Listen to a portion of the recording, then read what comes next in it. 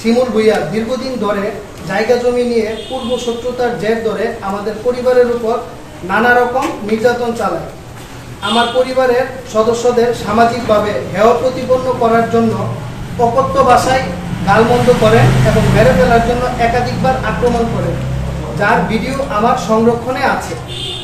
আমার বাসায় কেয়ারটেকারকে মারধর করে রক্তাক্ত করে এই শিমুল ভূঁইয়া। তারপর থানায় এই বিষয়ে সাধারণ ডায়েরি করা হয়।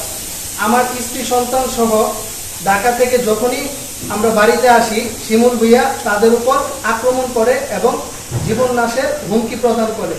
এ বিষয়ে একাধিকবার থানায় অভিযোগ করা হয়েছে। শিমুল ভূঁইয়া নিজেকে একজন যুবদলের নেতা হিসাবে দাবি করেন। গত কিছুদিন পূর্বে সরকার পতনের পর শিমুল ভূঁইয়া আমার বসত বাড়িতে ভাঙচুর চালায় জায়গা দখলের জন্য।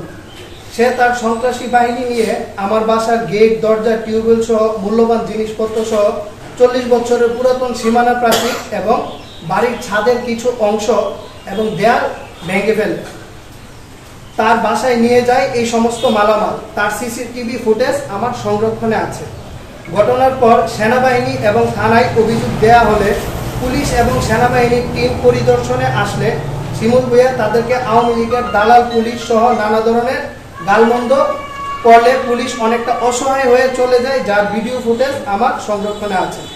সামাজিকভাবে সমাধানের চেষ্টা করা হলেও তারা কোনো ধরনের সহযোগিতা করেনি।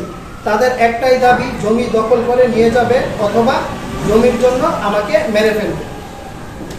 শিমুল ভূঁইয়া আমার ভাড়াটিয়াকে মারধর করে 12/9/2024 তারিখে বাসা থেকে চলে যাওয়ার জন্য এই বিষয়ে থানায় অভিযোগ করা হয়। এই জায়গায় আমার ভাড়াটিয়ার বসবাস আজকে 12 বছর।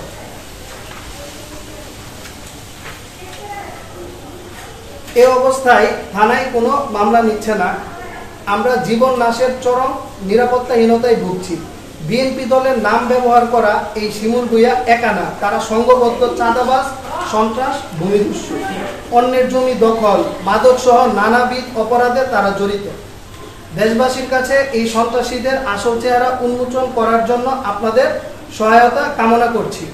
তাদের আইনের আওতায় এনে উপযুক্ত শাস্তির মাধ্যমে সমাজের শান্তি ফিরিয়ে আনতে স্থানীয় প্রশাসনের দৃষ্টি আকর্ষণ করছি। পাশাপাশি বিএনপি নেতাদের দৃষ্টি আকর্ষণ করছি, বাংলাদেশ জাতীয়তাবাদী দলের নাম ব্যবহার করে যারা জমি দখল, চাঁদাবাজি এবং মাদকের সাথে সম্পৃক্ত, তাদের বিরুদ্ধে দলীয় বিধি মোতাবেক ব্যবস্থা নেওয়ার অনুরোধ জানাই।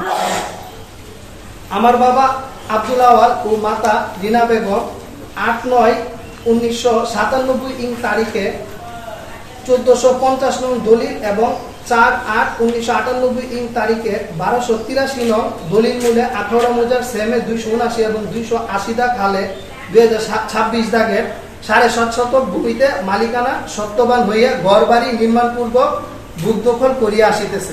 আমি অনেকদিন পরে আমার আব্বা এখানে স্কুলে অনেক ছাত্রছাত্রীরা এসে বলতেছে যে ভাই ইয়া করতে হইব, তার আওয়ামী লীগ সরকার নাই, এমন করলে হ্যাঁ আর পুলিশ আনতে পারতো না। তার ধরুন আমি আমার জায়গাটা ব্যাঙ্গা আমার আওতা আনার চেষ্টা করছি। আর এই সব কিছু, এই ঘর, এই বাথরুম, এই ওয়ালমাল সবই আমার বাপ দাদার ও করা। আপনার ইট মিট খুলে দেন, কত আমলের ইট, এই সব কিছুই আমার। সব কিছু এখানে একটা 1 ইঞ্চি বা একটা সুতার মালিক হয় না, কিন্তু সম্পূর্ণ বাড়াবুড়া বুক দেওয়ার 16 বছর ধরে করতেছে।